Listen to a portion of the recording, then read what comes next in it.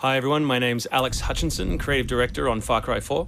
I'm Mark Thompson, I'm the Narrative Director on Far Cry 4. Nice to meet you. Nice to meet you as well, and welcome to Karat, our new fictional location. So in Far Cry 4, you step into the shoes of AJ Gale, who is returning to the country of his birth, initially just to scatter his mother's ashes before he gets caught up in what's essentially a civil war. Karat is a fictional place based somewhere in the Himalayas, inspired by places like Nepal and Bhutan, and a bunch of countries from that part of the world. So looking out there, one of the core things of any open world game, that sort of excitement and mystique and hope of an open world is, what is all that smoke coming from? What temples are out there? What secret locations? So we've peppered the world with different places to find, all of them filled with loot and secrets and collectibles and all that good stuff. And of course, the open world of Far Cry is densely populated with a variety of different animals. Beasts. And also that's some kind of yak. I don't even know what that animal was. Yak, I believe. Is it a yak? With next-gen fur. Next-gen fur, that's true. Individually modeled hairs. So you see here with the eagle, you won't see it in this demo, but you can be attacked from above for the first time in a Far Cry game. So we've tried really to play with verticality, to have threats above and below you. And obviously you can still get involved in the ecosystem of the animals and hunt. And you can throw bait now. Yes, to attract animals. And stuff like the eagle stealing the barrel of the goat. Like, it isn't scripted, that's just what happens at the intersection of those two different AI systems talking to each other. The goal being that every player tells themselves a different story, that they get different surprises, that they have a different story to tell their buddies when they come to work the next day or go back to school or whatever. So there are a bunch of new tools in Far Cry 4, one of which you'll see here is the grapple. We wanted to make something that allowed you to clamber over those annoying cliffs you sometimes came across in Far Cry 3, and something that would also lean into the much more vertical, much more mountainous regions we were building in this game. And that was a pretty simple example, but the level designers get pretty crafty with the setup.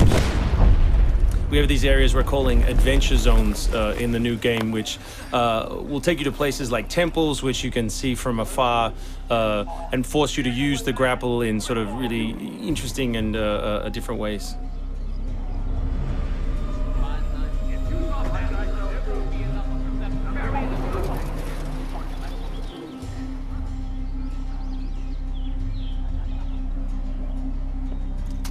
The auto crossbow is a new stealth weapon that we've introduced for Far Cry 4. It adds a little more versatility than the bow did in Far Cry 3. Obviously it sacrifices the long range for rapid fire, but it's still a super useful stealth weapon. So this is one of my favorite bits. This if you look down when you're meleeing in the new game, you kick. So you can do all kinds of fun setups such as that. Kicking things is hilarious. I expect people around the world to be kicking rocks, explosive barrels, dead bodies come November.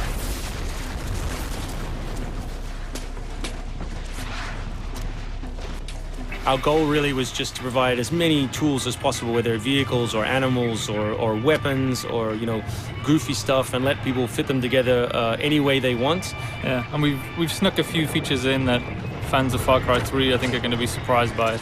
Drive and shoot. Yes. So drive and shoot, obviously it's a bit frustrating to be chasing someone forever and have to sort of drive in front of them, pull over and wait for them to get out. So now in the vehicles you can drive and shoot with any one-handed weapon. And you can also do driving takedowns from any vehicle, which I really like. So this idea of leaping from your vehicle into another vehicle, do horrible things to them, boot them out the side, and then continue on your merry way. You can now deliver death without even leaving your seat. So wingsuit is still here, and it's really cool, as you see, and actually when the space became more vertical, it actually became more fun. The mountainous environment means that there's a lot more wingsuiting to be found. And hopefully you won't get it before the middle of the game. You Yes. will. Hopefully you will get it Yes, before the middle of the we game. will. That's the current plan.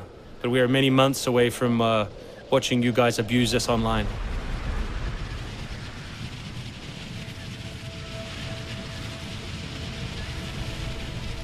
So here you'll get a look at elephants Elephants are awesome. Probably my favorite animal in the game. Weaponized in many different ways. You can drive them into a rage, watch them smash the other characters in the world, or you can clamber on top of one and drive it through the gate yourself.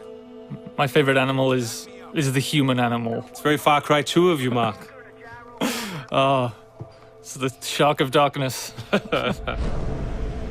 So co-op is a massive part of the new game. It's one of our big ways of opening up the open world and letting you play any way you want. So basically, when you ask your buddy to join, all the solo missions turn off, and you're left with all of the open world toy, the outposts, the fortresses, the towers, all the quests to play any way you want. And all that progress will be saved within your game. So you don't have to go into another mode, you don't have to leave your game, and you don't feel like you're wasting your time. All right, let's do this. What do you think of the Buzzer, Mark, which is a small one-man helicopter? It's very red. No, but it's cool because it gives like this almost like developer perspective on the world. Like you normally, in Far Cry 3, you could never really see an outpost, or you couldn't engage with an outpost from this kind of vantage point, which is really cool. So the outposts from Far Cry 3 were like the template for the fortresses. They're kind of like bigger, better, more badass version of the outpost to More badass. to paraphrase Cliffy B. Badassitude. So imagine charging that vehicle, atop the elephant as opposed to just watching it happen. We spent a lot of money on that feature. A lot of money. Perhaps we could have put that in a video. Very expensive. So thanks everyone for watching. We really appreciate your time, and we look forward to showing you a whole lot more gameplay in the coming months. The game ships, of course, November 18th worldwide.